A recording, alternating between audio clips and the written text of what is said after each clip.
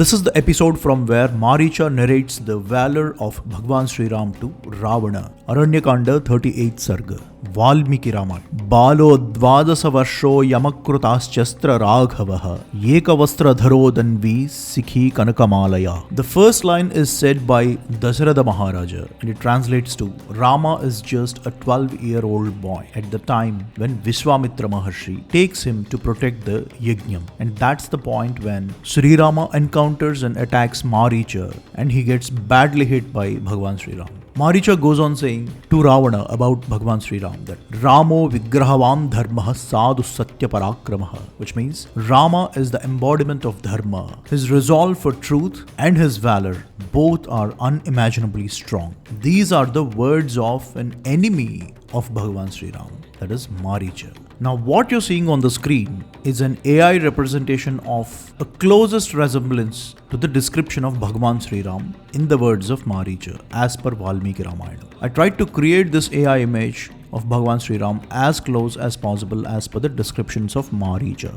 Eka vastra dharo dhanvi sikhi kanakamalaya. Rama had just one cloth on him wrapped as he was a brahmachari back then. And of course, he was a 12-year-old boy when he encountered Maricha. And he was just having a necklace or a garland kind of thing made out of gold. And most importantly, he had a shikha. When Sri Rama was at this age, he encountered Maricha. In just few months or less than a year from this event happened the Sita Rama Kalyanam. He got married to Ma Sita at the age of 13 years, while she was at the age of 6 years. Again, as per Valmiki Ramayanam. Now your personal views, understandings, visualizations, everything can take a hike. We are going to go exactly as per Valmiki Ramayanam throughout this video. Now let's break the words of Maricha into two aspects. Ekavastra dharo dhanvi sikhi kanakamalaya, which talks about the physical appearance of Sri Rama, is more of a fact. It's a one-off thing and you can't really compare and verify throughout Valmiki Ramayanam his appearance because naturally it changes. On the other side,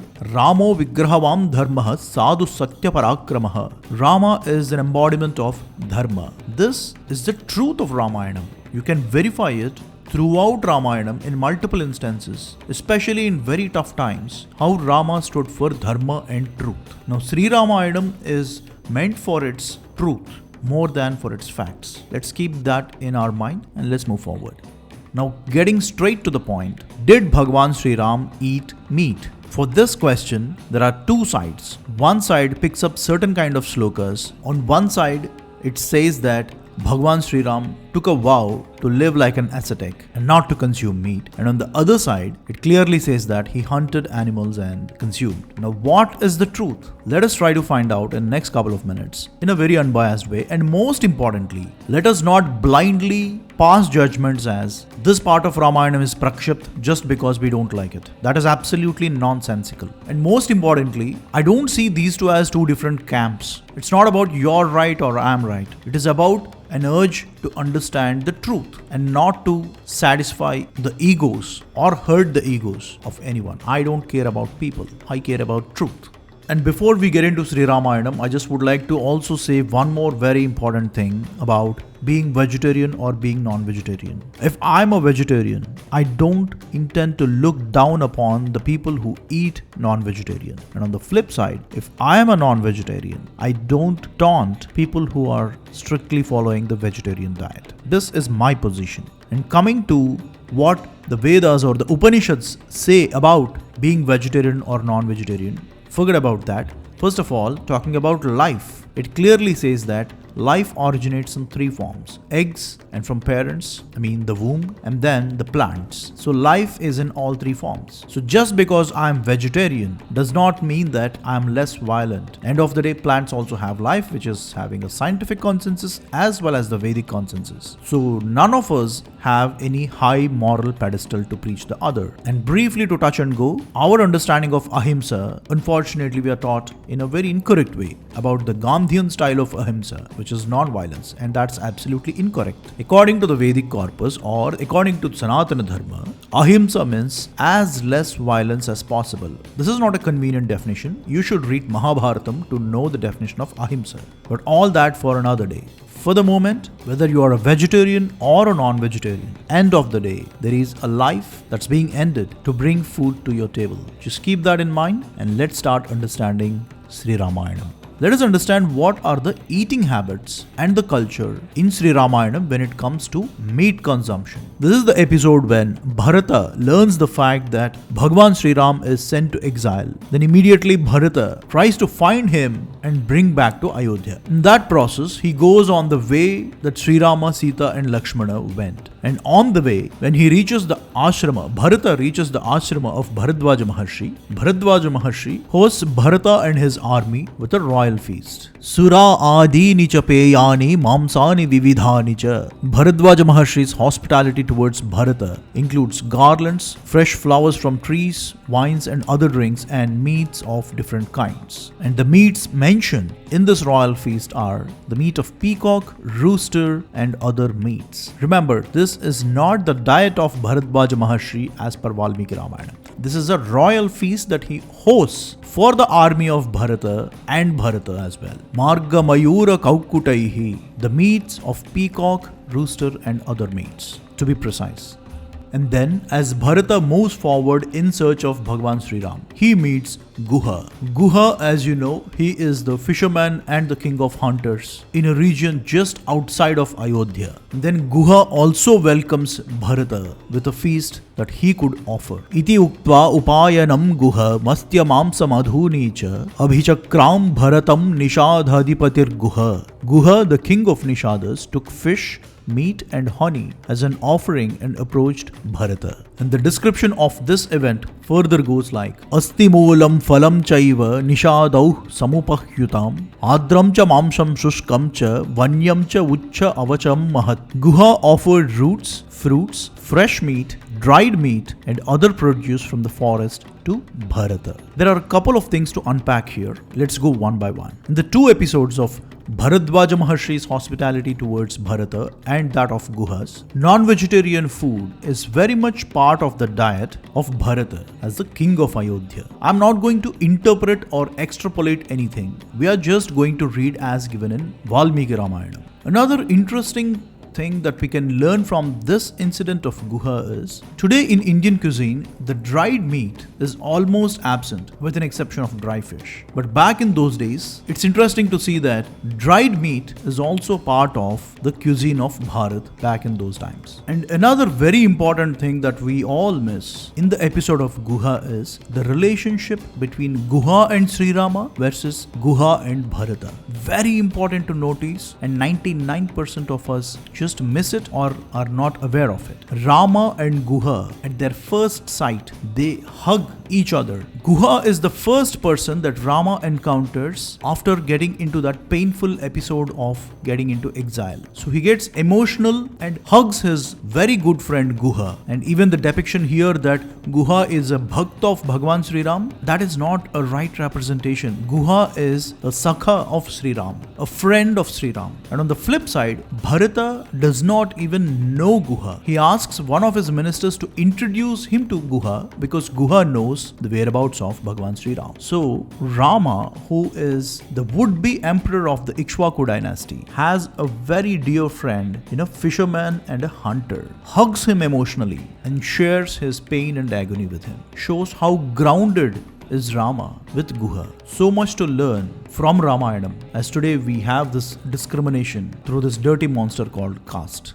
With the help of Guha, Rama, Sita and Lakshmana crosses river Ganga. And at that point of crossing river Ganga, Ma Sita prays to Ma Ganga, saying, Suraghata sahasrena mamsa bhutodanena cha. Ma Sita says, O Ganga, after reaching back the city of Ayodhya, completing the 14 years of exile, I shall worship you with 1,000 pots of sura, a consecrated drink, and mamsa bhutodana, which is meat cooked with rice. As I already explained in the detailed documentary a couple of weeks back, the history of food in India, we have the references of what we call biryani as today, way back, right from the times of Upanishads and in Sri Ramayanam and Mahabharatam as well. It is called as Mamsa Bhutodana or Mamsaudanam. Mamsaudanam means rice and ghee and meat, all three cooked together with other condiments, what we call today as biryani. So this reference again shows that meat consumption is very much part of the culture and the diet back in those days. Now let us not mistranslate mamsa as fruit pulp. I see this obsession with fruit pulp a lot. That is a very incorrect translation. We'll see that as well eventually in this documentary. After crossing river Ganga, Rama, Sita and Lakshmana on the banks of Ganga stops over a certain spot, and there Rama and Lakshmana hunts 4 different deers or antelopes. Tau tatra hatva chatura mahamrugan. They killed 4 different types of deers or antelopes. Clearly the word hatva means to kill. That's in the first line. But in the third line, there is another word that I put in black. Medhyam. What is the meaning of Medhyam? I will not reveal for the moment, but hold this word very closely. This word appears whenever Rama kills an animal for food. Hatva is to kill, but then Medhyam, let us try to find it out. And moving from the river Ganga towards river Yamuna, on the banks of river Yamuna, again Rama and Lakshmana hunts a deer. Bahun Medhyam mrugan hatva. Again, the word hatva appears, which means to kill. But then what is Medhyam? Let's try to find out. And then further down, when Rama, Sita and Lakshmana reaches the Chitrakuta Parvatam, here is another episode. Rama gives a piece of meat which is well roasted on fire, and these are the words uttered by Bhagwan Sri Ram. Idam Medhyam idam swadu. The first lines of the slokam. It says that Rama giving a piece of roasted meat of a deer, and he says that this piece of meat is Medhyam. I will not reveal the word Medhyam, what's the meaning of the word yet, but he says that Idam Medhyam, Idam Swadu. Swadu means, or Swad as we call in Hindi, means taste. But then what is the meaning of Medhyam? Up next is the episode when Bhagwan Sri Ram, Ma Sita and Lakshmana constructs their ashrama in the forest, and to perform the Griha Pravesha. For that ritual, Bhagwan Sri Ram asks Lakshmana to prepare all the necessary things. Of that, Lakshmana hunts a black antelope and roasts it on fire. In that episode, Sa Lakshmanaha Krishna Mrugam Hatva Medhyam Patapavan. Medhyam means a sacred offering into the fire during a Vedic ritual. If you open Sanskritam dictionary, you will find the meaning of this word Medhyam. So whenever Bhagwan Sri Ram consuming meat, such kind of slokas appear in Sri Ramayanam. It is always accompanied with this word Medhyam, because he is not consuming meat as a pleasurable activity, but it is part of the rituals back then, where meat is very much part of the Vedic rituals. Now that culture is completely extinct in today's Vedic practices. But in Sri Ramayanam, if you open it, the Vedic rituals have very much meat as part of the ritual. Krishna Mrugam means the black deer or black antelope. Hatva means to kill. Medhyam means something that is fit for offering in the Vedic ritual. Now, if for comparison, if you go back and see the slokas where Bharata is offered meat by Guha or Bharadwaja Maharshi, the word Medhyam does not appear, because there it is a royal feast, a pleasurable comfort food, so to speak. But here, in every slokam where Bhagwan Sri Ram consumes meat, it is not a pleasurable activity. It is not described for its taste, or it's not described for any of the accompaniments and all that stuff. It is purely a ritualistic process. And the word Medhyam always appears throughout wherever in Valmiki Ramayanam, the slokas that say Bhagwan Sri Ram consumed meat, because those rituals were part of his Dharma. Do not compare or try to retrofit the current day customs or the current day Vedic practices back in those days. And most importantly, I am not interpreting or extrapolating. I am just reading word by word and questioning each and every word where it mentions about Bhagwan Sri Ram consuming meat. The most detailed narration of one of such ritual is, like I said, the Griha Pravesham of Bhagwan Sri Ram, Ma Sita and Lakshmana into their ashram on Chitrakuta Parvatam. As Lakshmana kills the black antelope and roasts it on fire as Medhyam, as preparation towards a sacred offering. The next, this is what happens. Vanyair mulyaihi falair mulyaihi pakvair mamsair yadha vidhi adbhirjapaischa vedoktau dharbhaischa sasamit kushaihi. The translation is Rama, Sita and Lakshmana with their auspicious qualities pleased the devatas by offering flowers from the forest along with fruits, roots, cooked meat, pakvair mamsai, cooked meat and water and prayers from the sacred Vedas. Vedoktau, the second line, the word that I highlighted in black. Vedoktau, as said in the Vedas. Vedoktau, they performed their Griha Pravesham and started living in that ashramam on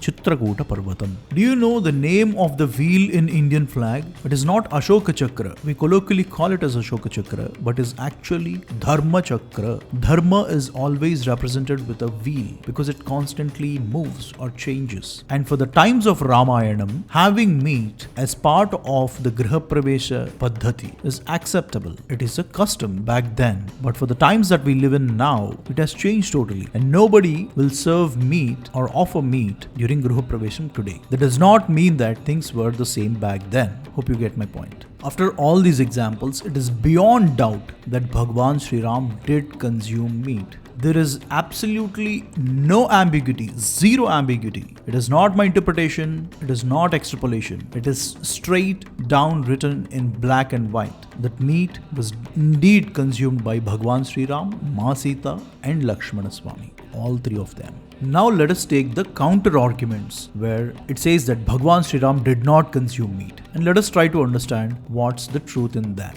Now let's take that episode where Bhagwan Sri Ram bids farewell to his mother Kaushalya before start of his exile. And these are the words of Bhagwan Sri Ram. Chaturdashahi varshani vastyami vijane vane madhumula falaih jivan hitva munivada amisham. I shall live in the forest like a sage for 14 years, living with roots, fruits and honey and abstaining from meat. This is the general translation that you would find online. The word Amisham is directly translated to not having meat. Now let us see what's the actual meaning of Amisham. If you simply open a Sanskritam dictionary and try to find the meaning for Amisham, it gives, yes, very much that it means flesh or non-vegetarian food, but it gives more in the context of a pleasurable activity, more as a comfort, more as a desire, more as a luxury. Now it is very much true that in this slokam he is saying that I'm going to live in the forest like a sage, eating only roots and fruits and discarding all the luxury, which includes luxurious meat consumption. First thing, he gave up luxurious meat consumption. It's possible only if it is already part of his diet, which is, we get to know that from the episodes of Bharadwaja Maharshi and Guha's hospitality to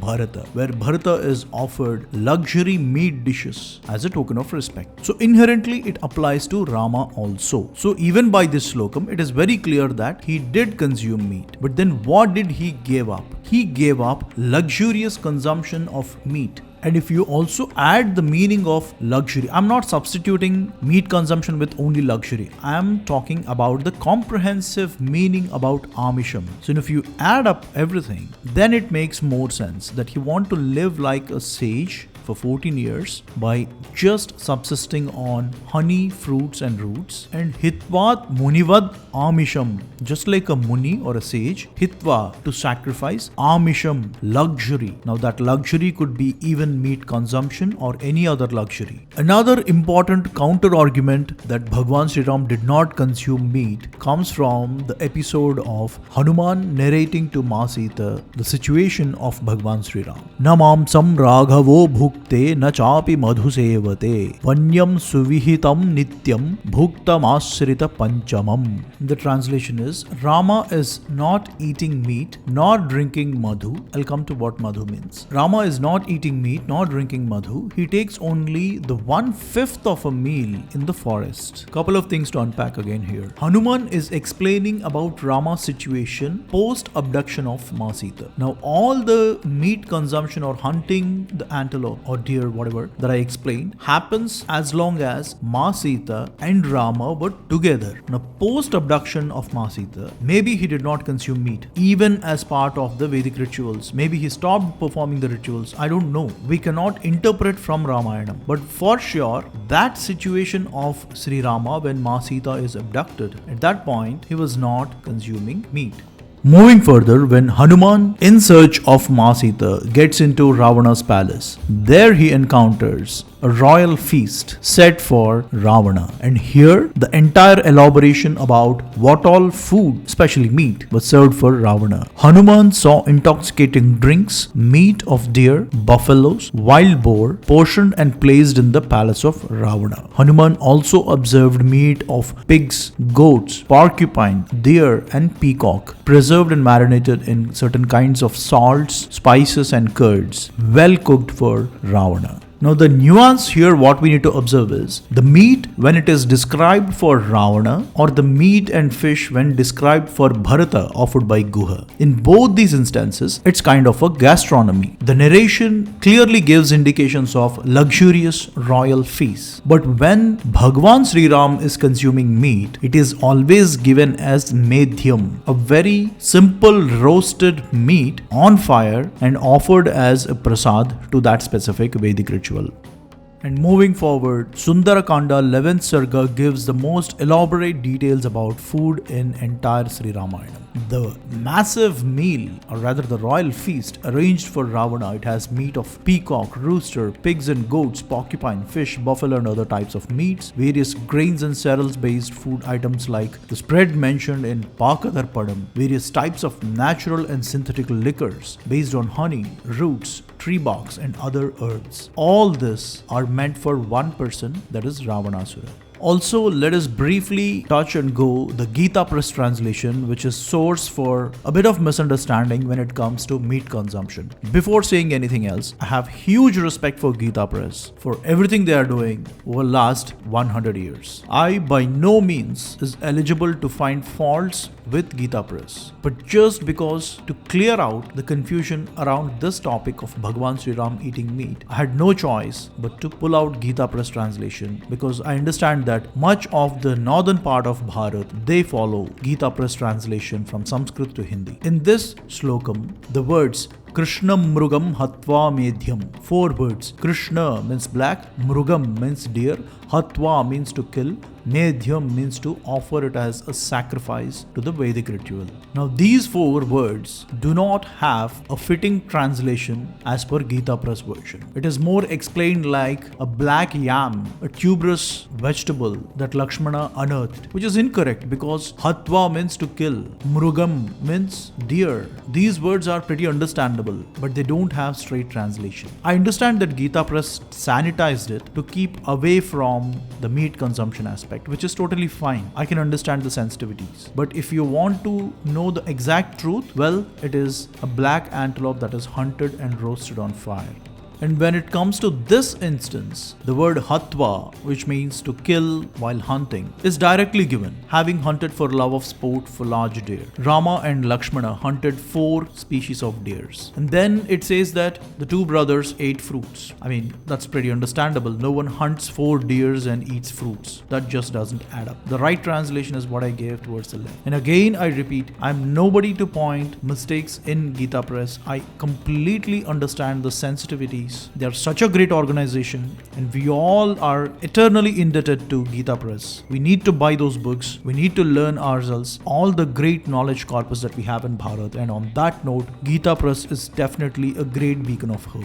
So I cannot end this video by criticizing Gita Press. So with a sincere apology towards Gita Press and as a token of respect, let us learn an important aspect from Gita Press, Valmiki Ramayanam. We all are conditioned to believe that Bhagwan Sri Ram's toe touched a rock and the rock became into Ahalya, and then Ahalya bowed down to the feet of Bhagwan Sri Ram. That is totally, absolutely incorrect and a very wrong way of representing the truth. Rama was just a 12-year-old boy when this incident happened. So the truth is, as you can see from the slokam itself. When Bhagavan Sri Ram enters the ashram of Gautama Maharshi, that is when Ahalya gets redeemed from her curse and she becomes visible to everyone. And she was a fully grown woman by then, almost the age of Kaushalya. So Rama and Lakshmana touch the feet of Ahalya and seeks her blessings, and she feeds them like her own children. This is the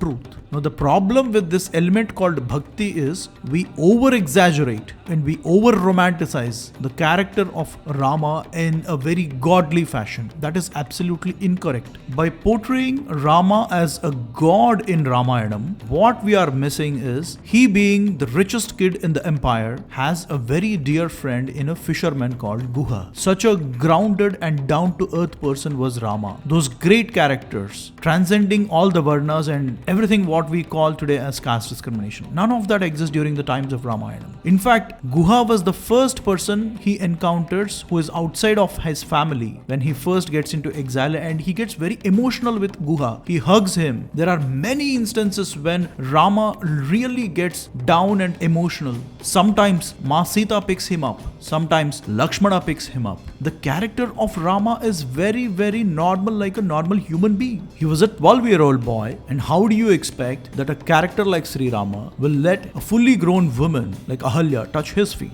These are all fictional representations. This is called mythology. Itihasa is Bhagavan Sri Ram touching the feet of Ahalya and Ahalya feeding Bhagavan Sri Ram as her own son. This is Itihasa.